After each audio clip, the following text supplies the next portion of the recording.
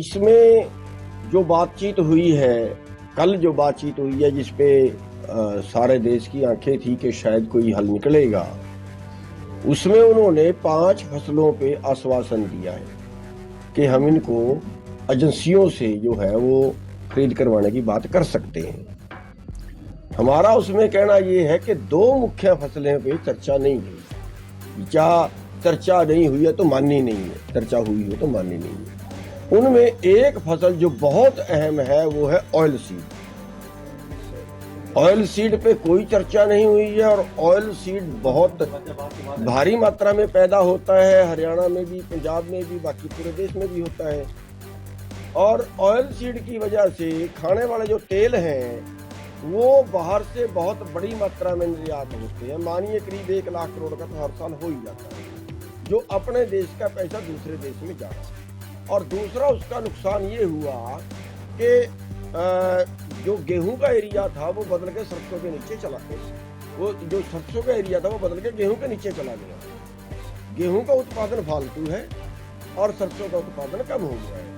और एक टाइम वो था जब अच्छा रेट हमें मिलता था तो हम अपने देश की खपत का 97% खाद्य तेल खुद पैदा करते थे, जो आज करीब 50% पे आ गया और बाहर से फिर हमें मंगाना पड़ रहा है। और ये जो है ये इसमें लिया जाना चाहिए, इसके बिना कोई फैसले का कोई मतलब नहीं रहता। ये भी उसमें शामिल होना चाहिए। सूरजमुखी, सरसों, तोड़िया, जितने भी ऑयल सीड। और दूसरा, बाजरे पे कोई जिक्र नहीं हुआ। बाजरा बहुत भारी मात्रा में यहाँ पे होता है, बाजरे का कोई जिक्र नहीं किया। और अभी तक ये भी क्लियर नहीं किया कि ये जो है ये कितने एरिए का लेंगे। कभी ये ना हो कि उनके मन में कुछ ऐसा हो कि भाई ठीक है पंजाब की बात कर लें, हम हरियाणा की ना करें। अगर कोई ऐसी बात हुई तो फिर हमारी मजबूरी होगी कि फिर हरियाणा में वो कुछ होगा जिसकी उम्मीद नहीं कर सकते। फिर आप ये ना समझे कि बैरिकेड लगा के रोक लेंगे, किसी तरह से रोक लेंगे, फिर तो इनके पास हमें गोलियां मारने का चारा ही बाकी बचेगा। फिर हमें इस तरीके से लड़ना पड़ेगा, इस तरीके से आंदोलन करना पड़ेगा कि फिर जो है इनके बैरिकेड को काम करने वाले नहीं। तो ये ज़्यादा मैटर है कि जो भी 21 तारीख तक का टाइम है, जो भी सरकार ने कहना है वो ये सोच लें, ये समझ लें कि ये दोनों चीज़ें भी बहुत अहम हैं।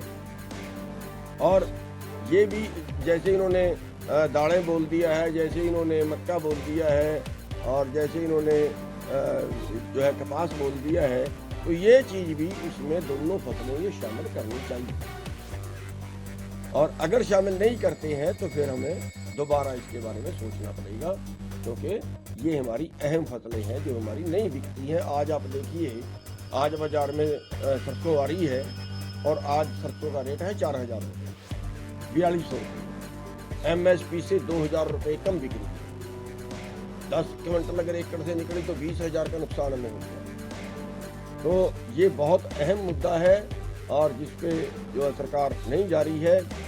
और इसके आगे जो है जो हमने कल फैसला लिया है, अगर सरकार 21 तारीख तक नहीं मानती है तो फिर हरियाणा भी जो है वो इस आंदोलन में पूरी तरह से भाग लेगा, पूरी तरह से इसमें हम शामिल होंगे।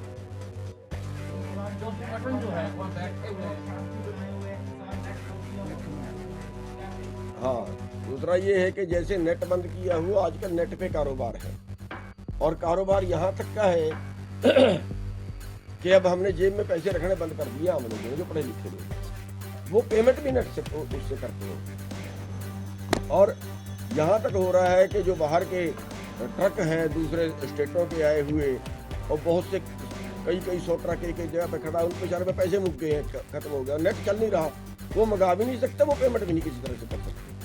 पूरा कारोबार नेट पे है, पढ़ाई नेट पे है।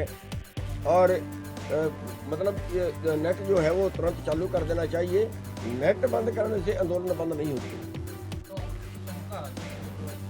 वो ये है कि हरियाणा के मुख्यमंत्री ने एक बयान दिया कि हम 14 फसलों पे MSP दे रहे हैं। जो सफ़ेद झूठ है, जो मैं आपके सामने उदाहरण बता रहा हूँ कि आज हमारी सरसों 4000 में बिक रही है। भावांतर के तहत जिन फसलों को लाया गया, बाजरा है 300 रुपये कम बिका है। आपके आंदोलन किया सूरजमुखी का भी इन्होंने भावांतर में ले आए और उसका 500 रुपये से 700 रुपये तक MSP से कम मिला है। दालें कोई MSP पे नहीं खरीदी जाती हैं।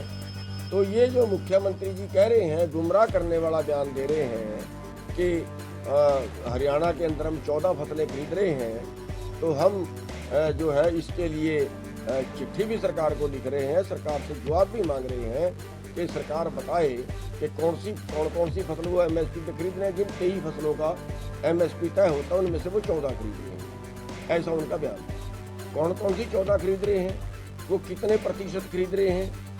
मतलब जैसे बाजरा है वो कभी 25%, कभी 35%, यही हाल सरसों का है, यही हाल बाकी चीज़ों का है।